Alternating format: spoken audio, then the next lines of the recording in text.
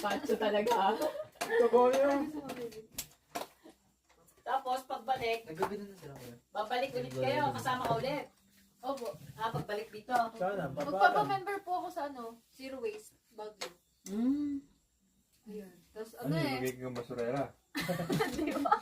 Ano po yung basura? ang magiging parang magiging influencer ako na tungkol sa Baguio. Kasi interviewin ko nga po yung din gumawa doon sa Black Soldier Fly. Taga Pangasinan natin. Pampanga. Pampanga.